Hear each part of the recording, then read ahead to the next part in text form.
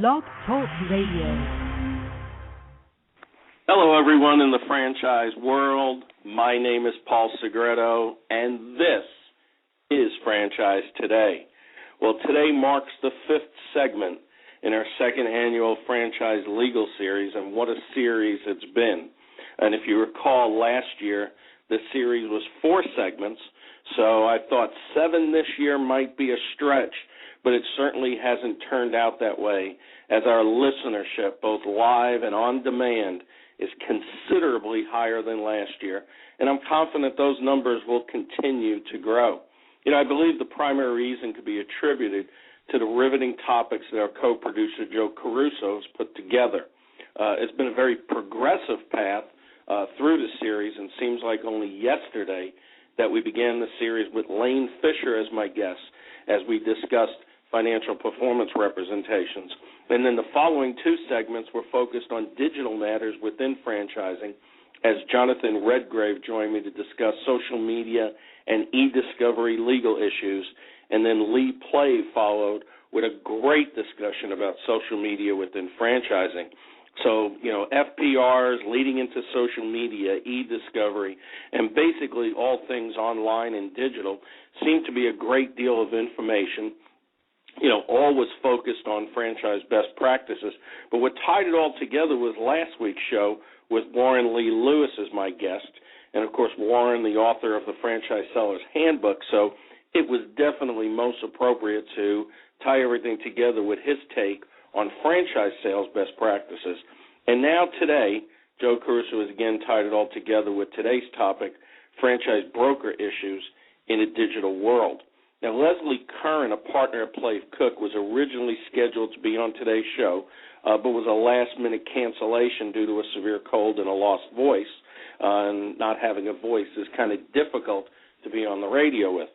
So I know Leslie definitely wanted to be here today, as we believe she is definitely an expert on franchise broker issues, and as evident by her popular white paper on the subject, and, of course, by the response to her appearance last year in our first Franchise Legal Series, where she spoke about the pros and cons of utilizing franchise brokers. Now, scheduled to join Leslie was another Play Cook member, their managing partner, John Tifford. So in Leslie's absence, we'll have to place the whole burden of today's segment on John. But based on his bio, I see John having no problem doing so. John Tifford has counseled clients about a wide range of product and service distribution issues, such as creating franchised and non-franchise programs, formulating and implementing strategies addressing the offer of distribution relationships to prospective franchisees and licensees, and thereafter, the ongoing relationships with them, defending against federal and state regulatory investigations and enforcement actions, and participating in formal alternative dispute resolution proceedings, such as mediation. He's also been engaged to serve an expert witness in various private lawsuits, and he has testified as a franchise expert before Congress and state legislators, participated as a panelist in several FTC public forums on consumer protection issues, served on committees of the IFA, including its Legal and Legislative Committee and Educational Foundations, written and spoken extensively on issues relating to franchising, advertising, and other consumer protection matters, listed as within the best lawyers in America and Who's Who in America, and has been named a Legal Eagle by Franchise Times. And before entering practice in 1988, Mr. Tifford served with the FTC, where from 78 to 88 he was in charge of the FTC's franchise rule program, including the launch of the franchise rule and oversight of the FTC's enforcement and compliance advice activities. And before that, he served in a similar capacity with respect to the FTC's land sales program. Quite a resume indeed, and a great guest for today. John, welcome to Franchise Today. Thank you, Paul. It's good to be here. It definitely is good to be here because it seemed like we were being thrown all kinds of wrenches with Leslie getting sick and then you having to leave the office because of a bomb or security threat. And then we haven't had rain in South Texas for 91 days. And 10 minutes before the show, the skies opened up, lightning and thunder. All our power went out, phone lines went down. So it is a blessing that we are actually on the air, and hopefully we won't have any difficulty today. John, give us a little bit of your background and some things you'd like to share with us as we lead into today's show. Well, I think thank you for that very nice introduction. Most of the things that you reported about I actually did, which made it good. I was at the FTC and I'm in charge of the FTC's franchise rule from the time it came out and helped write the rule and administered it for the first 10 years. I think the important thing to keep in mind about the franchise rule is that its goals are to create an informed investment decision by prospective franchisees. And the way that they do that is to provide a disclosure document that gives detailed information about the proposed franchise relationship and the terms of the franchise, as well as giving people sufficient time to be able to analyze the information that was given. One of the concerns that people had, and this sort of ties into franchise brokers and franchise sales in general, is that there are many aspects of the franchise sales process which by their nature give opportunities for consumer injury, and that injury would be caused either because of some unlawful acts by the franchisor or the franchisor's sales representatives in misstating or misrepresenting information, as well as even in areas where everybody is acting in good faith. The franchisees just simply didn't realize what they were getting into, and had they had the time to think about and get advice about the nature of the business they're about to buy in terms of cost and time commitment and experience and background, they wouldn't buy. So the thought of disclosure and sales is really designed to give people an opportunity and make it harder during the sales process for people to deceive or misrepresent the franchise offer. Now, where the franchise brokers come in is there's sort of two ways a franchisor can sell. They can either have an in-house sales staff, or for a variety of reasons, they may choose either because they're small or they can't afford it or they don't want to use their resources in that way.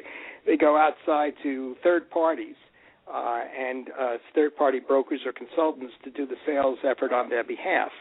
And the concern that regulators have, both at the FTC and the state, is they want to be sure that the third parties, salespeople, are subject to the same rules as the in-house sales staff are, number one. And number two, they want to be sure that the franchisor is not using a third party as a manner of insulating itself from the various sales practices that the FTC wanted to prevent the franchisor from doing directly. Sure, and of course, we know the advent of the FTC rules on franchising date back to '79. And when exactly do you recall that brokers actually popped on the scene? Was it shortly after that, or was it quite a while after that? I think that brokers were always sort of around because brokers are in the business of, business brokers would be selling businesses and putting people together, and franchising is a different form of a distribution, or a different way of businesses are run. So they were there before. And at the FTC rule and the states, the first state franchise disclosure law was California in 1971. They always had their eyes on the brokers and wanted to be sure that the brokers were subjected to the same rules and was subject to the same disclosure requirements as the franchisor and the franchisor sales personnel were. Well, fast forwarding to the present, under the 2008 FTC franchise rule, what changed with regard to the franchisor's use of franchise brokers and franchise sales outsource organizations? Well, I think what's basically happened in the last several years is that the franchise brokers sort of changed a large number of them changed the way in which they did business. It used to be you would just sort of hire somebody or just retain one or two people who worked on your behalf. And if you did it that way, then it was no big deal to just add their bios in the UFOC item 2, and talk about their litigation history in item 3 and their bankruptcy history in item 4. That was not a real problem. But a number of years ago, franchise broker organizations or broker organizations started to get much, much bigger, and the method of business changed slightly so that you would deal with a brokerage group that might have 100 brokers. And what they would say to the franchisor is, look, your exposure is everywhere. We have brokers all over the country. And your offer can be, and all of these people will sort of work, so we have a loose affiliation ourselves, but essentially we have a brokerage network as hundreds of brokers who are good for you and will work on your behalf. And once you have that, then the issue is how in the world do you disclose, put in bios of 100 or 200 people, especially since they can, change every month. There can be new ones added, others that drop off. So from a disclosure standpoint, the manner in which to properly disclose a brokerage network of 200 became absolutely unmanageable. And I think that what the regulators decided is, since this seems to be a new way in which franchise brokerage activities work, they really needed to revisit the need for making disclosure. Now, the reason you wanted to have a broker disclosure in there to start with is if a prospective franchisee is working closely with a broker, then the issue is we need to know who this broker was, and when the broker tells me something, should I have a sense of credibility that this broker knows what they're talking about and are not lying to me. And if you, since the sales broker had to include his litigation history in item 3, if in fact a broker had several actions pending or concluded or several disclosable actions, then the thought would be if I'm dealing with this broker and I look at the litigation history and see that he's been sued 4 or 5 times for alleged misrepresentation, maybe he's not someone I really want to rely on and use. So that concept, while it's certainly viable, if you have a discrete number of brokers, just loses all capability as the size and network of brokers became so big. And so I think what the regulators concluded was that the franchisor still remains jointly and severally liable with the franchise broker for any unlawful conduct of the franchise broker. So there was enough of incentive for a franchisor to police the brokerage network that they use. And on the same token, by excluding them from the specific disclosures, they got rid of a sort of an unmanageable disclosure issue when you had a brokerage network of 100 or more. It's really an interesting time with so many different moving parts, even within the franchise sales process. So let's start at the fundamental side regarding franchise sellers. A while back, I wrote an article on the Franchise Essentials site. The question posed is, are you a franchise seller? And I wrote, on the surface, it doesn't appear to be too difficult to determine whether or not one is a franchise seller. Yet I hear time and time again the same rationalization and justification as to why a person feels they are not a franchise seller. I hear about trading off the candidate prior to the sale, only qualifying the candidate until the franchise salesperson actually talks turkey with the candidate. And just recently, I was told about presenting the candidate with 3 options, but the candidate has not sold anything.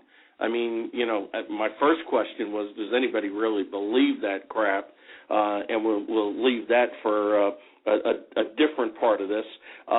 So my question is to you is, who is actually a franchise seller, and why is it important that the franchisors, in order to be compliant, know who a franchise seller is?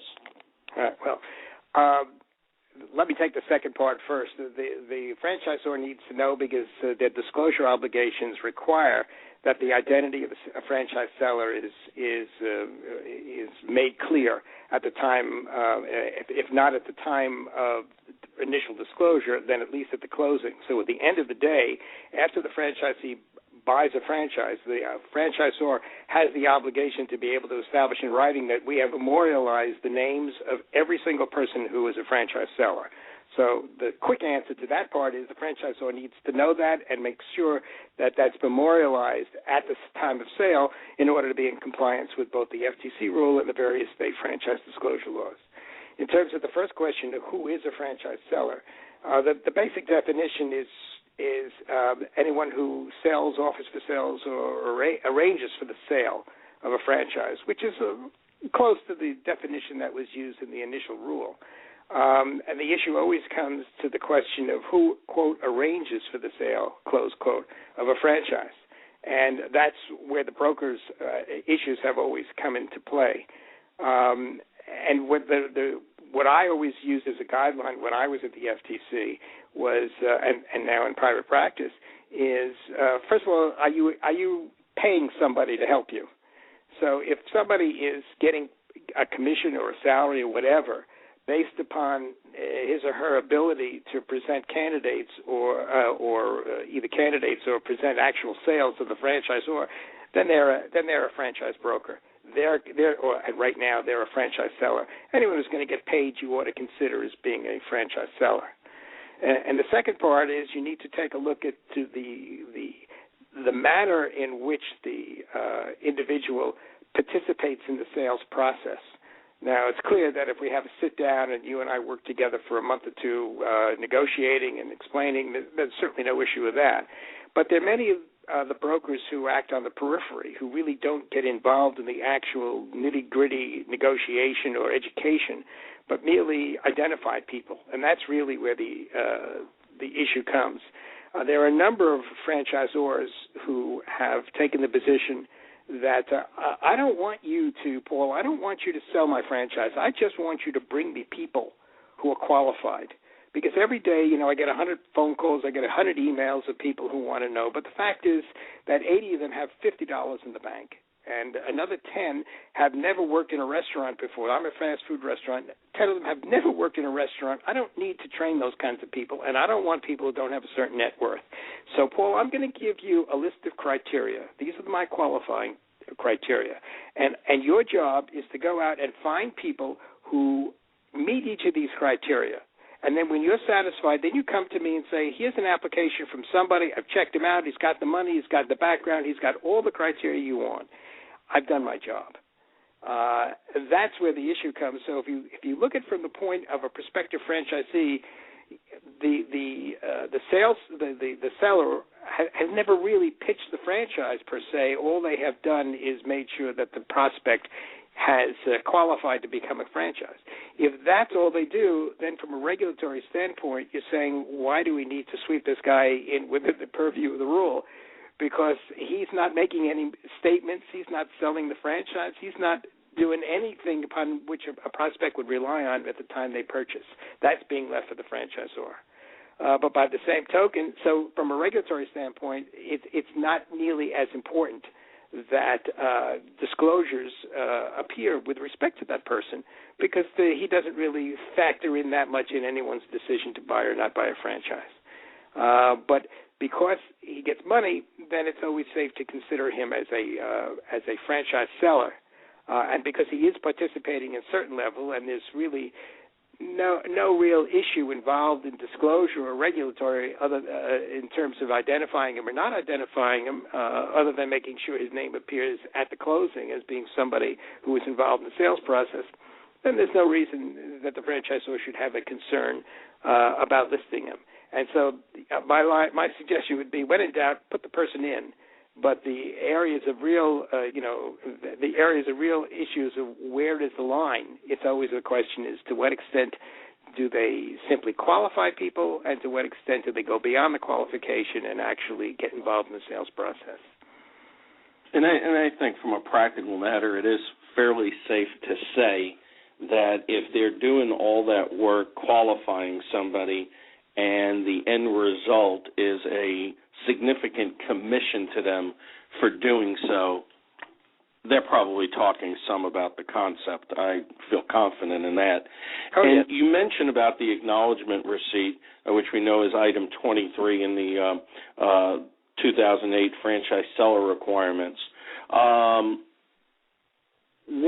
What exactly has to go there? There are some franchisors that are listening, that are startup or even entertaining the thought about franchising. Can you give a little bit of a quick overview of what needs to be on that acknowledgement receipt? Okay, sure. This is a perfect example of regulators who came up with a theory and had no concept of the actual way in which the world works. With the specific rule is that you need to list all your franchise sellers on your receipt. But, of course, since you don't know until you get to the closing who's arranged for or participated in the sale, there's no way in the world that you can have a generic document that becomes effective, say, April 1st and is used for a year, and there's so many people who may or may not be involved in the sales process. There's no way in the world that you would be able to list everybody. So what we started to do was just simply our recommendation to people, and this is how we handle it. And the states have realized, and the FTC has backed off on that initial sort of very cursory statement, and realized that, bring some reality into it by knowing you need to amend it. In item 23, you're supposed to put the name of the franchise seller. So we put the name of the key executive in the franchisor's system who is responsible for sales, like the senior vice president of sales. So we'd say the senior vice president of sales is X, and he works together with other employees, agents, and franchise consultants. And that's the way we do it. Then the FTC has backed off and said, well, now you can subsequently amend that. We use what's known as a compliance certification. That's what we recommend for our clients, almost all of whom will follow that. And that's a document that's signed at the closing of the sale, which has the franchisee agree to a number, or at least answer a number of questions concerning the sales process. And one of those questions is, who are the people that you have dealt with, who you've spoken to during the time that you were considering this franchise? Name all of them, other than third parties not affiliated with us. So name all of our employees, name any franchise consultant that you have spoken to during the time that that you were considering our franchise. And then you're going to list a whole batch of people, and those we would deem to be franchise sellers. And then we just keep a copy of that certification together with a receipt, so that at the end of the day, for every specific sale, you have a list of all the franchise sellers. It seems that, and you use some of these terms, franchise broker, franchise consultant, it seems like there's a lot of brokers out there that go to great lengths to not call themselves broker. I mean, is it me, or do a lot of people find that annoying? I mean, does calling yourself a franchise consultant change the fact that you're a franchise broker? And I ask you that question, John. If somebody calls himself a franchise consultant, does it change the fact that they really are a franchise broker? Absolutely not. The issue is, do they sell, offer to sell, or arrange for the sale of a franchise? I remember when I was at the FTC. It's the same thing in the rule about what is a franchise. And the fact that you happen to call it a license or a consulting agreement is irrelevant. The issue is, does the relationship meet the definitional elements of a franchise? You can call it anything you want. And I have to tell you, it's a little bit of an internal humor among franchise attorneys. You get clients that come to us and say, we don't want to be a franchise, we want to be a license. And you say, great, yeah. Now just tell me. And then you go through the definitional elements.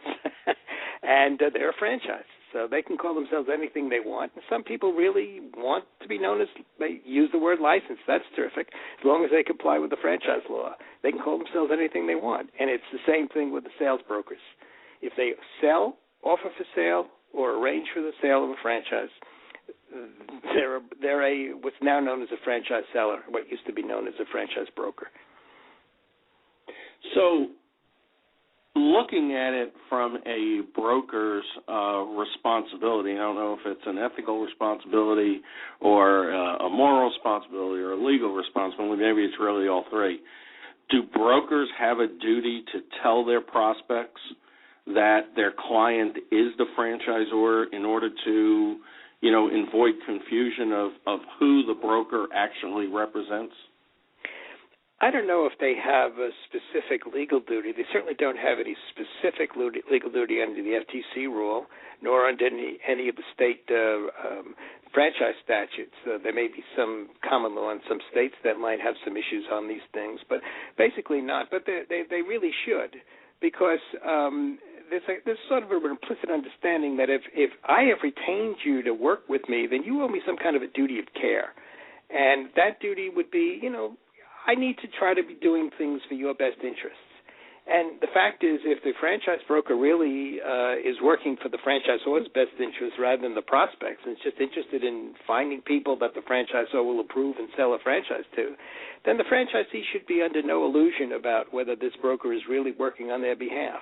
And one of the ways of doing that is making sure that the broker it's for the broker to make sure that the prospect he's working with knows full well that I'm working for the franchisor here, and many franchisors, and that's really my key interest. So look to others. So don't expect me to be acting on your best behalf. Right. Well, when taking what we've discussed so far and moving it into today's world, the digital world, why does it seem like that there's this collective amnesia amongst franchisors and franchise brokers and if they want to call themselves franchise consultants regarding compliance and best practices? It's like, well, now that we're in this digital world and virtual world, a lot of them want to play fast and loose, and they seem to forget that it's still part of the real world. What's your opinion on that, John? I think that people start to get a little casual, and they everything is so easy, and they just sort of forget that they have to take care of business. And one of the businesses, they need to be sure they're in compliance with the law. And one of the real issues with the digital world is that everything is much more is memorialized. So all these casual emails, all these casual statements, these Twitter, whatever you put on Twitter or Facebook or whatever, I mean, there's a written record. And it's going to be pulled up and used. So I think that I think people just sort of let their guard down because it just seems so easy, and they just don't worry about it so much. But they really should, because it's always lurking. And again, if anything, since more and more stuff is in print in an email someplace, more and more can be disclosed and found and used against you if you've done something wrong. I know a few weeks ago we had Jonathan Redgrave in the second segment of this legal series, and he was talking about social media and e-discovery legal issues. And he brought up an interesting fact that right now all tweets are being recorded and saved in the Library of Congress. And when you think about, just through the Osama bin Laden issue and his death, they were registering over 4,000 tweets a second. And you think of the millions of tweets every day, and in amongst all those tweets, we have seen earnings claims, whether they be links to articles, whether that had an earnings claim in it, whether they be a link to an advertisement, whether they be something specific, as I've seen recently on Facebook, a fitness franchise has right in their Facebook ad that their typical sales are $1.9 million. All, illicit FPRs and what have you. And I know Jonathan was talking about, how, as you just said, a lot can be brought up in e-discovery and be asked to be produced. And, of course, there's a tremendous burden there to do so. And there's, of course, a lot of franchisors that have yet to take that first step into social media, yet they're contracting with brokers that have taken the first step and then some into social media. And a lot of times the franchisors, are throwing up their hands saying, well, I don't know anything about social media, and yet the brokers are out there promoting their concept and their brand on social media, and it really could cause havoc down the road. And I guess the question is then, how much responsibility, whether or not they're in social media or not, how much responsibility does a franchisor have with regard to franchise brokers and franchise sales organizations in their marketing and communications within social media, and specifically on Twitter, Facebook, LinkedIn, etc.? The easy answer is 100%. The bottom line is they are jointly and severally liable with everybody who's selling on their behalf for all the activities that any of these brokers or consultants perform on their behalf. And whether or not they authorized it or not is absolutely irrelevant. They are responsible. And when you think about it, it may seem harsh at first, but the flip side of it is you don't want a franchisor from a regulatory standpoint. You don't want a franchisor to insulate itself from unlawful conduct by simply saying, well, I retained Paul, and I don't know what Paul was doing, but by the way, I pay him all the time he succeeds. Go argue with him, not me. The regulatory answer is you have benefited from Paul's unlawful conduct, and you're responsible for it. And because you benefit and because you retained him and authorized him to act on your behalf, you're responsible for everything he does. So the very simple answer is anything they say, any broker says on Twitter or Facebook or anything, pretend it's being said by the president of your company, because from a legal standpoint, it's the same thing. And the one thing I'd like to remind a lot of our listeners today, because I do a lot of business with franchise clients and do a lot of work within social media. And here's a hypothetical situation where you still have a responsibility, is that you may have a broker that's tweeting and posting about your brand on Facebook and never bring a lead or a candidate to the party, never sell anything on your behalf. But there may be other people that are sitting on the sidelines reading these tweets, reading these posts, monitoring these discussions on LinkedIn that use that information put out there by the broker to contact you independently of the broker, but they're basing it on the information that the broker put out there. You're still responsible. Am I correct in stating that, John? Yes. If, in fact, you've retained the broker and they're authorized to act on your behalf, you're responsible for them. Now, there are two I could just use a little bit of background. There are two areas in which you can get bitten. One, private lawsuits by the franchisee who subsequently discovers that the information they acted upon based upon this Twitter thing turned out to be wrong, and they bought in reliance upon that information. And secondly, are regulators who said, "Gee, I see this ad or this earnings claim that you referenced before, and I don't see an earnings claim disclosure in your FDD. You couldn't have made these claims." And the things I always worry about, of course, are the franchisees who have really lost a lot of money. The regulators are also an issue, but not nearly as serious. And the way that we always recommend that you try to do the best you can to police this is at the time during the sales process, and again you just make sure you understand what is motivating the franchisee and what information is the franchisee acting on and thinking they want to buy your franchise. And secondly, at the closing, we very much recommend that our clients use something that we call it a compliance certification, but call it anything you want. But at the closing, you ask them a series of questions designed to see whether or not the sales process was lawful, number one, and number two, whether the franchisee is maybe acting under some misunderstanding of what the nature of this business is going to be. And so you ask them a series of questions, and some of them would be, did anyone make any earnings claims to you? Did somebody tell you how much money you'd make or what your sales would be or something along those lines? If you make an earnings claim, then, of course, you'd condition it by saying, other than what we have told you in item 19 of our FDD, has anyone made any statement to you about? And then you put and have them affirmatively answer yes or no. And if it's yes, please tell me what it is. And we also say, who are the people, and I think I mentioned this earlier, tell me the people who you spoke with in connection with your, investigation of this franchise. So we have a list of the salespeople.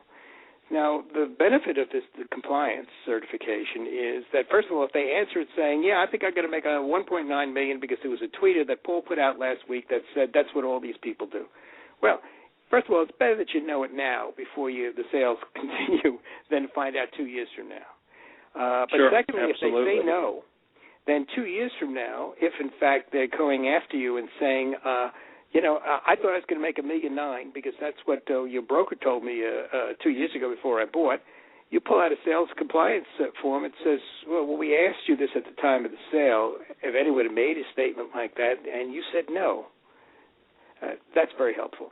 Secondly, if in fact they really relied on it, our question about who did you speak to, we'd look and say, well, who are the names of this person's listed now? If he hasn't listed, this broker who he now says told him 2 years ago he read the tweet from this broker, then the issue becomes how credible can it be if you haven't listed this person as and you haven't talked about the money that he claimed you made, that you're now saying 2 years later was the basis upon which you bought. So that's a good way a franchisor can protect themselves. So first of all, not going through a sale if they've discovered that there's been a real problem in the pre-sale process. And secondly, to use it at the end of the day, if subsequent to sale, there's some issue about what happened during the pre-sale process. Now when you go to the regulator activities, the fact that you had the best of intentions or you told him not to do it and he did it anyway is no defense to a claim that there's a violation. But it certainly would sort of mitigate the seriousness that which the regulator dealt with you if, in fact, they felt that you were really making every effort to make sure that your sales process was done right and people aren't making unauthorized statements about you. It certainly helps. Sometimes you'll convince them to just go away with a warning, and sometimes you may wind up, if they're adamant about it, if the regulator's adamant about it, you might wind up having to negotiate some kind of a consent order. Sure. And with respect to closing checklists or compliance questionnaires, I mean, we know there are many franchisors that believe that they can sufficiently insulate themselves by abusing those checklists and questionnaires, and of course, that's a problem in itself. Does a franchisor have to be concerned about, let's say, incorrect, general, non-brand specific franchise success statistics and general franchisee earning potential that brokers may state on their websites? I've seen it a lot in blogs and some within social media. And I'm talking about stuff that's, non-brand specific and, in general about what franchisees can earn. Well, the definition of an earnings claim is something that states or suggests a specific level or range of sales income or profits. So if a broker would just say, would specifically mention your franchise, that, people in this industry, people who buy this franchise, have $1.9 million in sales, there's no issue, but that they've stated or suggested a specific level or range. If they say people in the food service industry often make that kind of money, then it becomes a little more of a dicey question, because there are all kinds of people in the food service industry. There are all kinds of restaurants. There are all kinds of businesses. Would one reasonably believe that my specific franchise, my specific sandwich franchise, is going to make $1.9 million because people in the food service industry average about $1.9 million? It's a sloppy thing to say. That's clear. But the issue would be one of credibility.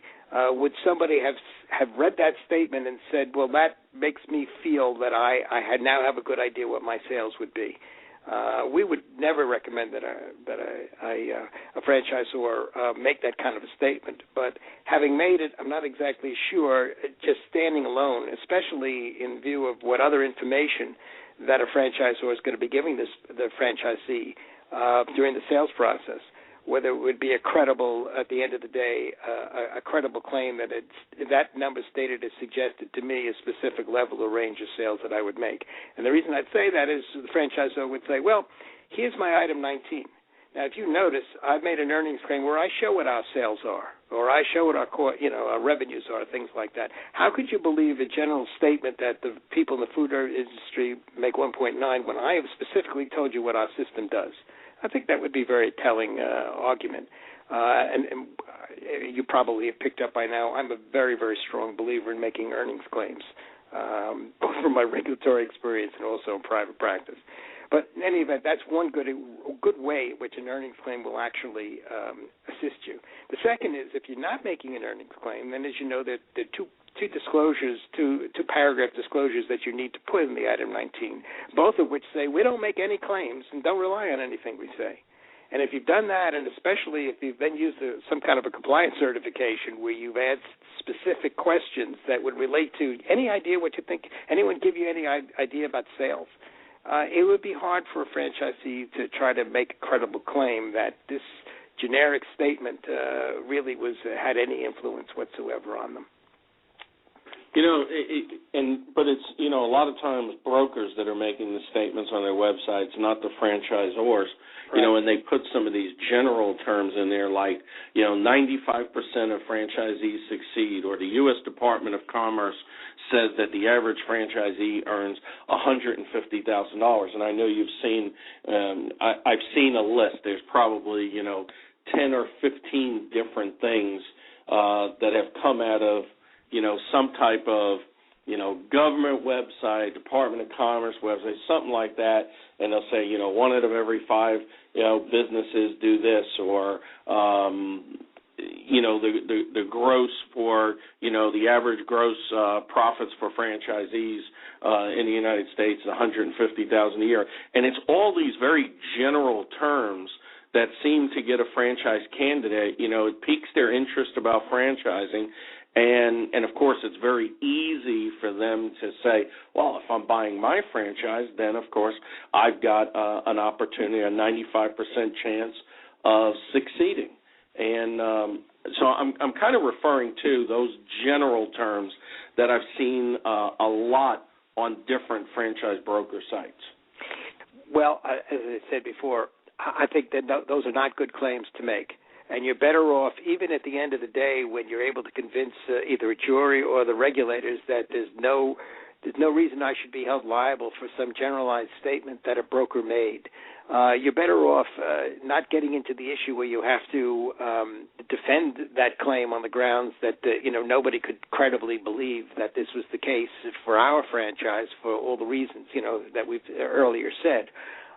You're better off not having to start up with it. It's not a good practice. I don't know how you stop it. And one of the things you could do, I would suppose, is if you see that the if your franchise broker or consultant that you've retained is using that in association with your business, like he might say, food service thing, and we've got 6 people that we represent in the food service industry, and all of them are terrific. And by the way, the average is 1.9. I mean, this is somebody you should run away from. You don't want your name Sure. on that list. Right, absolutely, and I think that's very good advice. And whether you're using to franchisors, whether you're using a franchise broker or even a third party to do your advertising and your social media activity and write blogs for you, whatever the case might be, my advice would be to make sure you look over everything. Obviously, before you contract with them, see some of their work, see what they've done for other brands, make sure they understand franchising. And, of course, we know today that there's a lot of brokers just getting into it, bought a franchise to sell a franchise and have no clue what franchising is about. And certainly we could talk all day about training issues and responsibilities there. But, of course, the franchisor, it's going to be aimed at you for responsibility and accountability. You need to be monitoring your brokers. You need to be monitoring your advertising or marketing people or any other consultants. Make sure they have an understanding of franchising. Make sure you don't see earnings claims. And then even after you contract with them, I highly suggest, having a series of Google alerts and different things so that you might be able to see some of the activity that might be going on out there that is branded with your brand. And I think that's the way we need to look at it, because I like to use the word branded because it's no different than taking that cattle and branding them on the side, because it's going to live on forever. And I agree. One thing I would add, and it's not necessarily that the brokers are evil or have bad intentions. The key oftentimes is you've got salespeople. That's what they do. And they don't really appreciate or understand the fact that there are very specific laws with respect to how you sell a franchise. It's not with the same laws you use when you sell a car or you sell a boat or you sell a house. And it's not necessarily the way that salespeople ordinarily function or think. And the bottom line is they're thinking, I'm not saying anything that's unreasonable. I'm not saying anything that's lying. Those are bona fide government statistics. And what's the big deal? And what they don't really understand is the big deal is the fact that you've got statutes that say you can't do it this way. And these statutes, to some extent, are sort of gotcha statutes, that it doesn't matter whether you had a bad intent or whether you deceived anybody. The answer is you can't do it. And a lot of the salespeople simply don't know the rules and really don't respect it, or they think, nobody's seriously going to take this seriously. Then no credible reason people would take this seriously. It's just sort of a swizzle. And it's just not true. And they come back to haunt you, and they don't really appreciate the risk. Well, definitely we know the old wink, wink, nod, nod type of situation. And unfortunately, I'll say two statements here. Many franchisors mistakenly, they take a see no, hear no, speak no evil approach when it comes to bad acts, whether it be by a third-party sales agent, broker, or sales organizations, because they think it's separate from the franchisor. But, to your point, there are a lot of good franchise brokers out there, so please don't, inundate my email box with emails that I think franchise brokers are all bad. I think there's a lot of them out there that are good. I think there are a lot of them out there that could be better with just a little bit of work. And I also think that using franchise brokers is probably an integral part of many franchise development strategies out there. John, to your point that, earlier, that franchisors may choose to use a broker for a multitude of reasons, whether it be not wanting to dedicate their own resources to an in-house staff or whatever the case might be. So please, everybody, don't walk away from this thinking that, I'm totally against brokers and John's totally against brokers. I know that's not the case. Use them widely, and make sure you watch what you're doing. And, John, why do you think franchisors so often don't consult with their own attorney when they enter into a franchise broker or a franchise sales outsource organization agreement? I think they don't appreciate the risk. I think they think it's pretty simple. He's going to go try to sell my franchises, and if he does, I'm going to pay him a commission. So what else is there? I'm going to give him the FDD, and I'm going to tell him, here's a copy of the franchise rule. This is all pretty simple. Just do it. And I think that they really don't appreciate the risk. They don't appreciate the concept of joint and several, responsibility and liability. And, they think it's just a simple deal. I don't have to pay anybody unless they produce for me. So why should I worry? Sure. And you brought up a good point, and you brought up a lot of good points, obviously, but a couple of minutes ago when you talked about, enforcement and what have you. And I tend to believe that a lot of people out there that are getting away with things are doing so, and let's just put, into the category of people that knowingly are doing things wrong and feel they're getting away with it, because they just believe that the enforcement actions, the enforcement isn't out there. I mean, we don't hear a lot about it. We don't see many being made an example of. We have brokers that think, by the time this even comes to an enforcement issue, if it ever does, it'll be 5 or 6 years down the road and I'll be long gone. And we've talked on the show about, personal liabilities, criminal liability, and a whole different things. And I know there's a lot of differences from one state to the other, but with respect to the FTC, How likely is enforcement? Unfortunately, the FTC has really had a very, very low enforcement profile over the last several years, and that's just the fact. And the states aren't really much better. I think that in some part, I think the industry is a very well-run industry, and I think that over the years, the disclosures that the laws that have come into place, I think that the franchise community has become much more vigilant to make sure they're doing it right. That's number one. Number two, you do have private rights of action in many under the state statutes and in some circumstances, even under the FTC rule. In a number of states with baby FTC laws that somehow will piggyback the FTC rule into effect. But I think one thing you need to keep in mind is you don't see a lot of these things because they never see the light of day. Because if you have a smart franchisee council and a smart franchisor council who recognizes a risk when they see it, when the franchisee council marches in the door for a meeting and says, "Oh, by the way, would you like to see some of the claims that were made prior to sale?" They're not going to let that case go very far, and they're going to buy it out for good reason. So, to some extent, if you have an educated franchise group, franchisee legal bar and attorneys who are doing their job, they're going to recognize a good case, and they're going to be able to use it as leverage, and so the case never does see the light of day. Also, I think you need to keep in mind, I'm a great believer in market forces.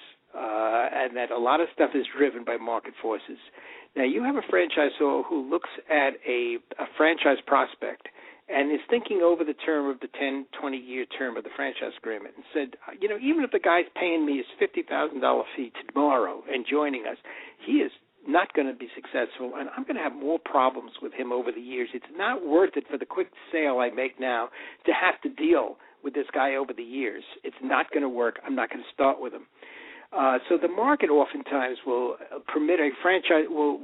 The market that a franchisor works in is one is to some extent instituting its own checks to make sure they've got the right franchisee and everything was done right.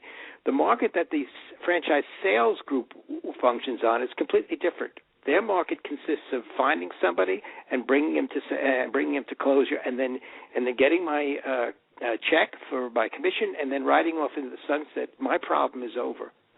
And so, to some extent, they work from different constraints, and the market constraints that would somehow police some of these actions that a franchisor would impose are not the same constraints that appear for the sales group.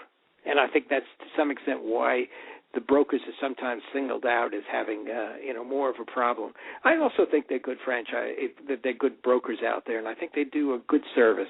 And for many franchisors who really don't want to gear up their own sales staff, the franchise brokers are first of all skilled, much more likely to be skilled salespeople than the franchisor staff. And secondly, they know their business, and they do as good service to identify and find prospects and help sell it. So they do. There are a lot of good ones, and the issue is just to be sure you're on top of them and you get a good one, not a bad one, because the bad ones will give you a lot of trouble. Sure, absolutely. And, going back to franchisors, consulting with their attorneys when they're in an agreement or ready to reach an agreement with a franchise broker, one of the things that I know is a necessity, has to be some type of indemnification based on the what if. So if you'll tell me and our listening audience, what is indemnification and why is that provision of the franchise broker agreement so vitally important to the franchisor? Well, the indemnity provision basically says that if I get held responsible for something, you are going to indemnify me and pay me for whatever losses, if in fact the losses are based on your conduct. So if the FTC comes after me and I have to pay a $50,000 fine because of what you did, you owe me the $50,000. So from a theoretical standpoint, it's certainly an absolutely important provision to put in. But as a practical standpoint, you got to keep in mind that the indemnity is only as good as the person who's backing it up. And if you, A, can't find the person anymore, or B, the person doesn't have the funds to live up to the indemnity is not going to be worth the paper it's printed on. So I think you need to just not rest on the fact that, well, I've got an indemnity here that I don't have to worry about it. I think you need to be a little more proactive. Make sure that there's a clear understanding of the franchise broker of what their authority is and what their authority isn't. That there's what they can do, what they can't do. Also, to some extent, monitor them. I think you can monitor the same sites that they use and make sure that what they're saying, at least in print, is something that you're able to see on a continuous basis, and be sure that they're doing it the right way. In terms of the scope of authority, again, just one other thing about it. If, in fact, you wind up in some kind of a regulatory action, it would be helpful if you said, well, this person went off and did this, but here's what I've told him. He's not permitted to do X and he's not permitted to do Y. So if he did it, he was acting outside of the scope of his authority. I specifically prohibited him from doing that. It's certainly the kind of stuff that will put you in a better legal position to negotiate both with a regulator as well as in a private action in terms of the area of your responsibility for what the franchise broker did. But again, don't get hung up on the... What's your recommendation, John, for a franchisor when they find out a broker or a third party has made a non-compliant FPR or what we used to call earnings claim on Facebook, Twitter, or LinkedIn, or on their website? I mean, can the franchisor put the toothpaste back in the tube? No, they can never put it back in the tube, but they can certainly fence in this damage. First of all, they should get rid of the broker right then and there. He's done. He's history. So we've dissociated ourselves, so we don't have any future problems. In terms of the prior problems, again, we want to make sure it doesn't pass beyond the theoretical realm, and we can make sure that it doesn't come up in an actual franchise sale.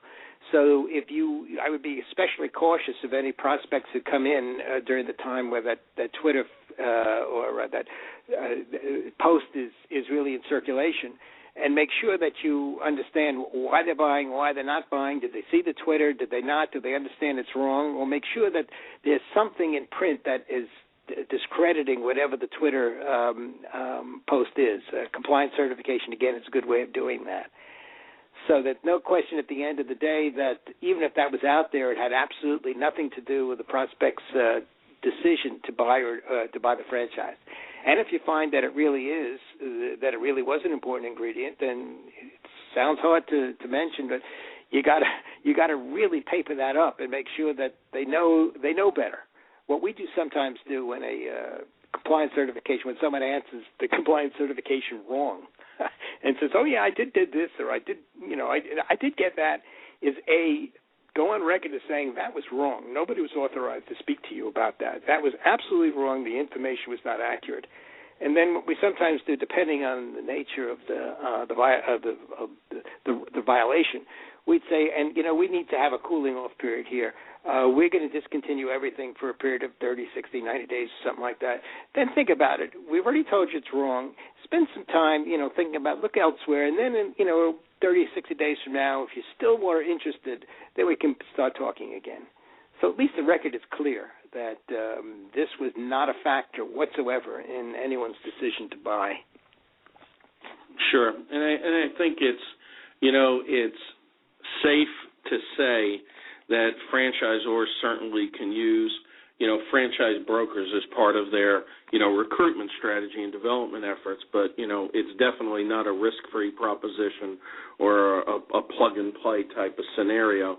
In fact, the use of franchise brokers, since they are third parties, probably requires even greater vigilance by the franchisor than of their own staff.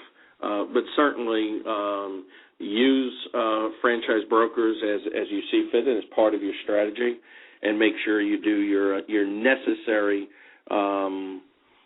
review, ongoing review. Everything is in line with laws and statutes and everything else. And John, we are running low on time, and I would like to thank you for being my guest today, and would love to invite you back again. Maybe we could even get you back with Leslie again on the show together, because I really would look forward to doing that. Well, I enjoyed it, and I hope that I was helpful to you and your listeners.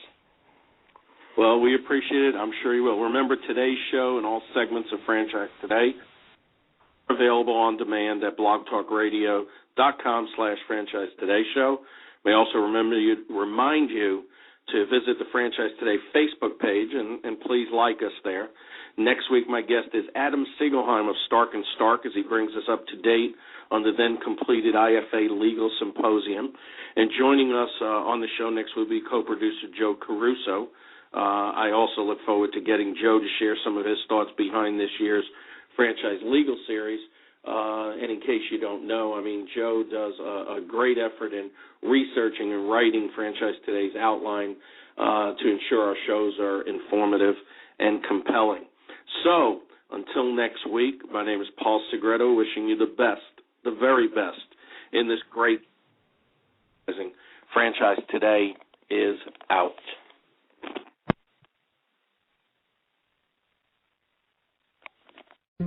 When you're part of a military family, you understand sacrifice and support.